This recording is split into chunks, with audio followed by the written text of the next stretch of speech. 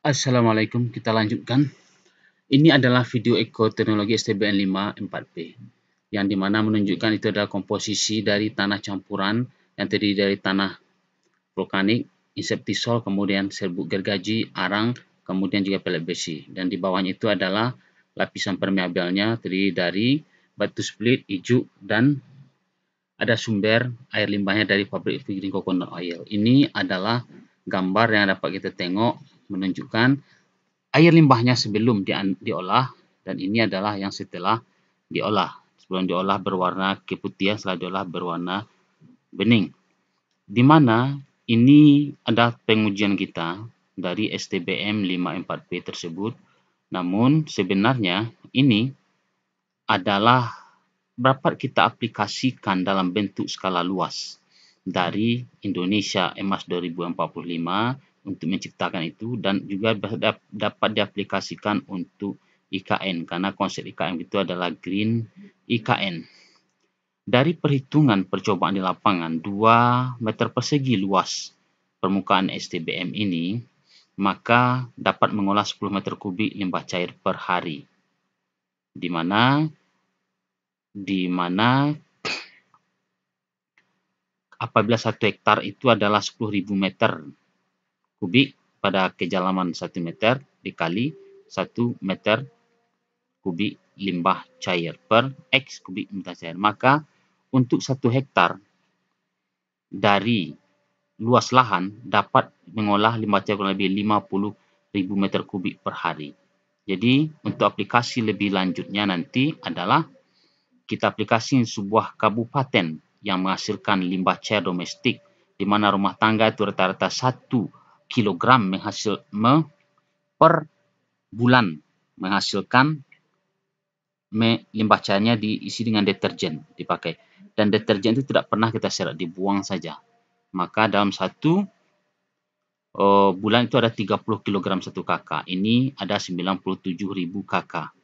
Maka 3 dikali 10, 30.000. Artinya kurang lebih 30.000. Berarti 30.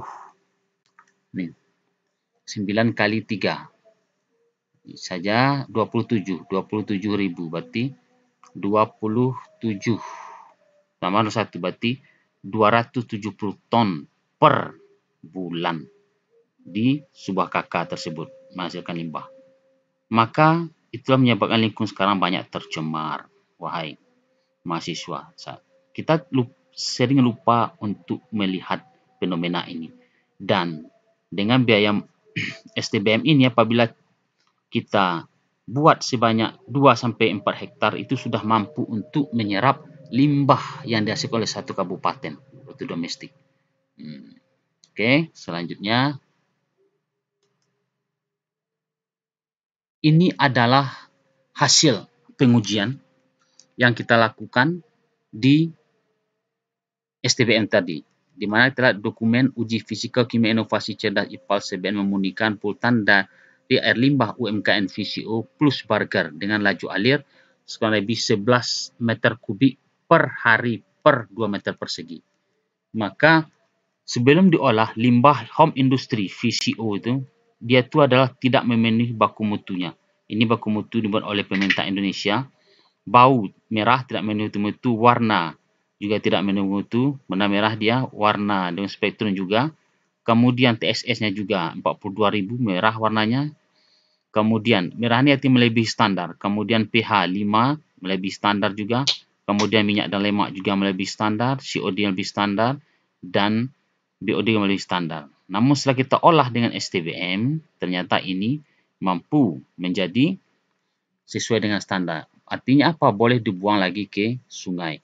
Dengan efisiensinya ini kurang lebih 99% sampai 87%, dan juga untuk TSS 99%. Sedangkan yang lainnya itu adalah di bawah, dan warna juga 95%, lainnya di bawah 50%. Dan dari 2 meter kubik itu, ternyata 12 meter kubik itu dia tuh mengandung polutan yang diserap oleh limbah itu. Yang paling banyak serapnya itu adalah TSS 500 kg per 2 meter persegi per hari, diikuti oleh ini minyak dan lemak 93 kg, CO2 40 dan seterusnya.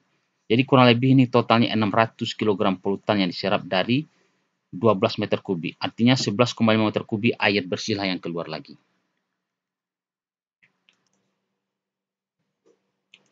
Selanjutnya, ini adalah dokumen uji fisiko-kimia inovasi cerdas IPA STBN memurnikan polutan dari air limbah UMKM Borger. Sudah kita bacakan tadi. Selanjutnya, next. Dan ini kita akan coba lihat STBM 74P, di mana feasibility study ekoteknologinya memproduksi ekoteknologi sistem tanah berlapis melapu atas tanah model horizon batu bata IPAL STBM 74P untuk menilai limbah cabai berbahaya pabrik pengolahan kelapa sawit atau CPO. Inilah diagram alatnya, juga hampir sama. Susunannya itu susunan horizon tanah dan batu bata, alirannya juga dari bawah ke atas dan dari atas ke bawah. Di mana untuk membuat perusahaan kita membutuhkan dana kurang lebih 700 juta, di mana nanti dana ini akan bisa kembali apabila setelah 5 tahun. Di mana harga jual satu alat ini adalah 90 juta, dan apabila ingin mendapatkan untung 100 juta per tahun, maka alat ini harus kita jual sebanyak 2 unit, baru dapat untung 1 juta setahun. Belakang sana. Selanjutnya, ini adalah video ekoteknologi STBN 74P, di mana ini adalah bentuk limbah kelapa sawit sebelum diolah. Kita masukkan ikan lele hanya bertahan selama 10 jam, dan setelah diolah oleh STBN 4P ini, maka dia itu bisa bertahan selama 1 bulan. Dan diinkubasi, kemudian alga pun dapat tumbuh di dalam ini, dan lele dapat juga bertumbuh selama 5 hari. Ini adalah videonya. Kita coba menghidupkan, tapi terbalik rupanya perjalanannya, tapi tidak apa-apa. Membuktikan ini adalah videonya di lapangan. Selanjutnya, di mana dengan kita temukan komposisi dan cara kerjanya IPA STBM ini, maka untuk pengembang ke depannya dapat diaplikasikan kepada untuk mencipta Indonesia Emas 2045, dan juga bisa diaplikasikan di IKN dengan konsep ekonomi green IKN. Di mana untuk apabila di tanah yang kita buat pada lahan untuk mengolah suatu kawasan yang luas, itu dalam 1 hektar lahan yang kita jadikan sebagai sumber dari lokasi STBM ini dapat mengolah 50.000 meter kubik per hari. Jadi artinya apabila sebuah kabupaten di 50 kota yang berpenduduk 97.000 kakak, maka limbah cair yang mereka hasilkan dari setiap rumah tangga itu cukup kita membuat lahan seluas 2-4 hektar saja.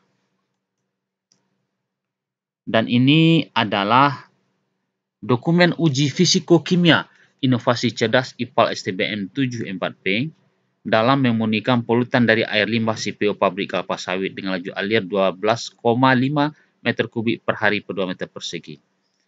Dan karakteristik limbahnya sangat berbeda dengan limbah dari virgin coconut oil, di mana di sini dapat kita temukan yang berwarna merah ini menandakan yaitu melebihi baku mutu ditetapkan oleh pemerintah kita. Kemudian yang berwarna hijau ini sesuai dengan standar. Ini sesuai dengan standar ini dimaksudkannya. Ini keliru dia dalam, kita rubah warnanya menjadi hijau. Ini. Oke. Maka dapat kita lihat BOD, COD, kemudian minyak dan lemak, nitrogen, amonia, nitrit, fosfat, total nitrogen itu warna merah melebihi baku mutu semuanya. SS juga melebihi baku mutu. Kemudian ORP, EC, TDS melebihi baku mutu. Bau, warna, dekolorasi juga melebihi baku mutu. Dan tidak melebihi baku mutu hanya besi, kemudian pH, kemudian suhu. Setelah diolah dengan STBM 74P, maka telah memenuhi sesuai baku mutu semuanya. Dan efisiensinya berkisar antara yang apa tadi itu 61-93%. Dan ada juga 45%. Dan ada